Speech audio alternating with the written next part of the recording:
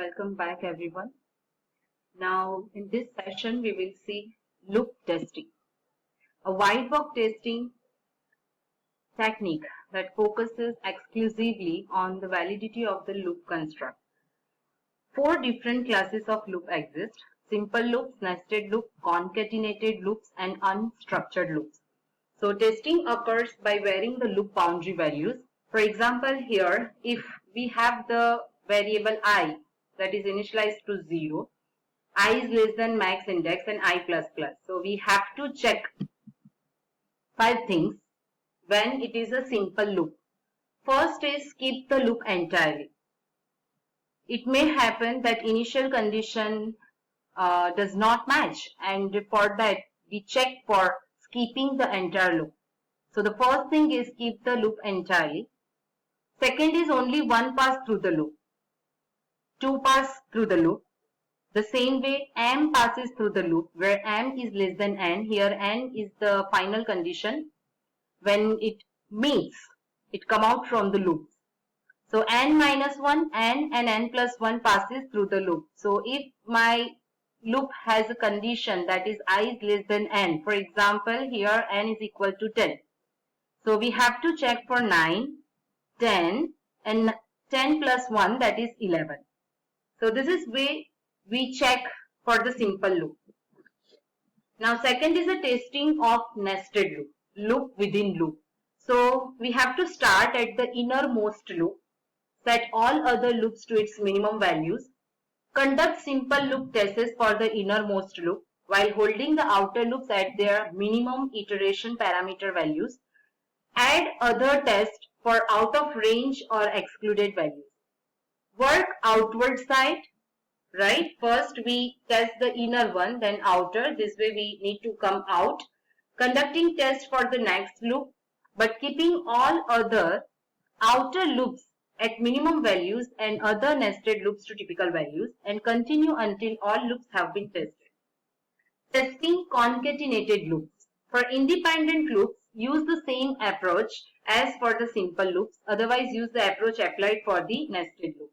And the fourth one is the testing of unstructured loop. So here first we need to understand what is unstructured loop. So unstructured do loop does not have a built-in condition, right? Generally when we write it, we have a condition that we check. The condition tells when we have to stop, when we come out from the loop. So an unstructured loop do not have a built-in condition check, but uses an if statement to exit the loop when some condition is met. So this is considered as the unstructured loops. So redesign the code to reflect the use of structured programming practices. We have to write it again, and depending on the resultant design after restructuring or redesigning, based on what is now it looks, we have to apply the testing whether it is a simple loop, nested loop or concatenated loop. Now second is a black box testing. Black box testing is complements white box testing by uncovering different classes of error. What it means that it is not the case when if I apply white box testing, there is no need to apply the black box testing. There are some specific situations, some specific classes of error that only we identify or uncover using black box testing. There are some of the classes that only identify by the white box testing. So both are complements to each other. White box testing is basically test the internal structure of the code, and hence it is considered, hence it is named as a glass box testing. And black box testing is actually to test the behavior of the function or procedure, and hence it is considered as a behavioral testing. So it is focuses, black box testing focuses on the functional requirements and the information domain of the system. It is used during the later stage of testing after white box testing has been performed. The tester identifies a set of input conditions that will fully exercise all functional requirements for a program. The test cases satisfy the following.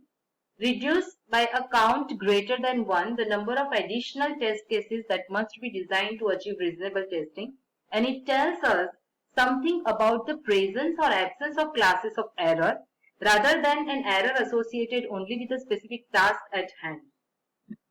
So in black box testing, different categories are there: incorrect or missing function. Here we are checking the conformance of requirement. Whatever functions, whatever requirements are specified by the user, are they satisfied or not?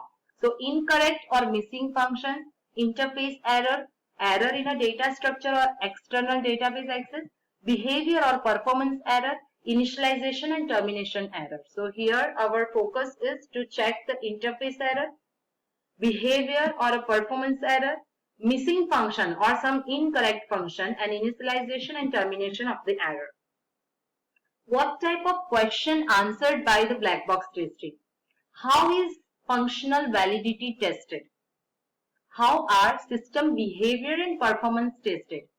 What classes of input will make good test cases? Is the system particularly sensitive to certain input value? It is also known as the input-output testing, because here the aim is what? In SRS it is mentioned that for this particular module, this could be the input and these are possible outcome. So we are checking whatever input we give. Based on that, we are getting the output or not. So what classes of input will make the good test cases? How are the boundary value of the data class isolation? What data rates and data volume can be system tolerate? What effect will specific combination of data have on the system operation? So the first method or strategy for black box testing is the equivalence partitioning. Equivalence partitioning, right? The word itself tells you the meaning that equivalence partitioning, we divide the entire set of input. When we test a particular function, there can be a many thousands or lakhs of data on which we can test it. Input values could be a large set of data. So what we are doing in equivalence partitioning, we are dividing the entire domain input data set into equivalence partitioning. Now this partitioning is done based on the outcome, right? So whatever input values are there, we divide in such a way that the similar kind of output, the values that give the similar kind of output, we put together.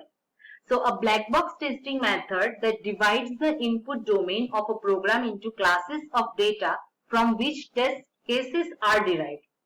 An ideal test case single-handedly uncovers a complete class of errors, thereby reducing the total number of test cases that must be developed. Test case design is based on an evaluation of equivalence classes for an input condition. And an equivalence class represents a set of valid and invalid state for the input condition. It may happen, for example, if I write if condition. So here we have two choices, whether it is what if the condition is true. So some of the values are there in a class that always leads to the true, true, true. And there are some set of values that leads to the false condition, right? So here we have two classes, valid class and invalid class. From each equivalence class, test cases are selected. For example, in valid class, we have 20 values, but they all leads to the true value.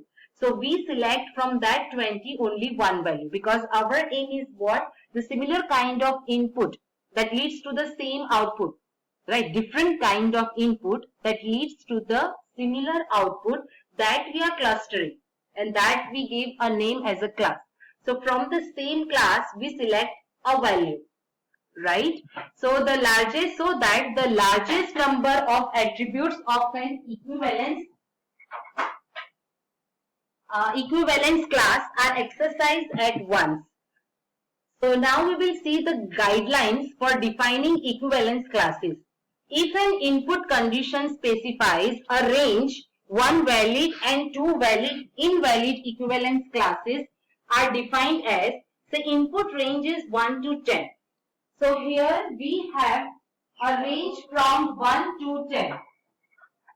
1 to 10. So one class is for valid, that is we take from 1 to 10 any value. We can choose any one value from this 1 to 10 because it is a valid class.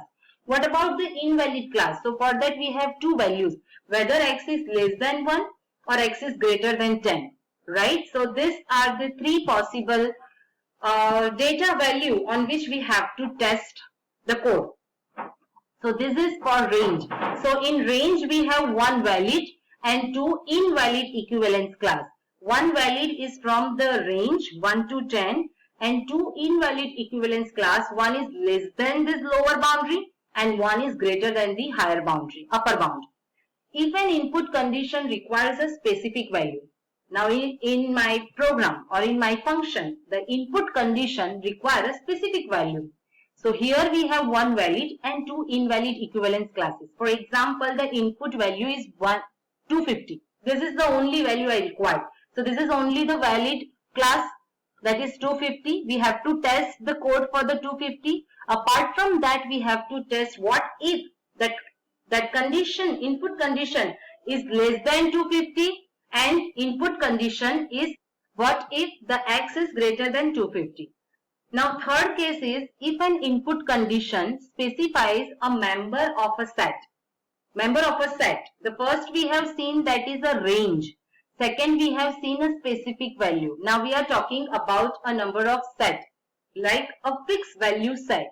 For example then here you can see 2.5, 7.3 and 8.4. So here one valid and one invalid.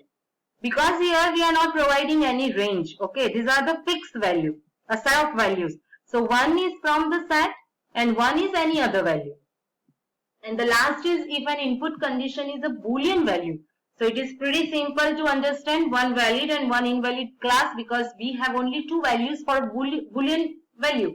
So here true condition, and second we have to check for the false condition. So I hope you people are clear to defining the equivalence classes, right? We are doing the partitioning. So if the input condition is a range, then we have to take one valid and two invalid. So 1 to 10 or less than 1, that is lower bound, and greater than 10, that is upper bound. If it is a specific value, take that specific value, one valid class and two invalid equivalence class, less than 1, 250 and greater than 250. If it is a set of member, then we have only two classes. One is valid, take from this valid set of values, and any other value that is considered as the invalid equivalence class. And if an input condition is a Boolean value, then one valid and one invalid class. Now boundary value analysis. A greater number of errors occur at the boundaries of the input domain rather than the center. So boundary value analysis is a test case design method that complements the equivalence partitioning. It selects test cases at the edges of the class. In a previous method we have seen we are taking from 1 to 10, any value from 1 to 10, right? So here in a boundary value analysis we are focusing on the boundary 1, 10. What if we give less than 1? What if we give greater than 10? Okay. So boundary value analysis is a test cases design method that complements the equivalence partitioning. It selects test cases at the edges of the classes. It derives test cases from both the input domain as well as the output domain. So guidelines for the boundary value analysis. The first is if an input condition specify a range boundary bounded by the values A and B. Suppose we have a range. It is bounded by A and B. So test cases should be designed with the values A and B. These are the two boundaries. So we take A and B as well as values just above and just below A and B. So A minus 1 and A plus 1. At the B side, B minus 1 and B plus 1. So total how many values? A, B itself, right? A minus 1, A plus 1, B minus 1 and B plus 1. So total 6 values we check. This is what the boundary value analysis. We are not taking any value between A to B. What we are taking? A minus 1, A plus 1. B minus 1, B plus 1. If an input condition specifies a number of values, test case should be developed that exercise the minimum and maximum numbers. So values just above and just below the minimum and maximum are also tested. And Rest of the things we will see in the next session. Thank you very much.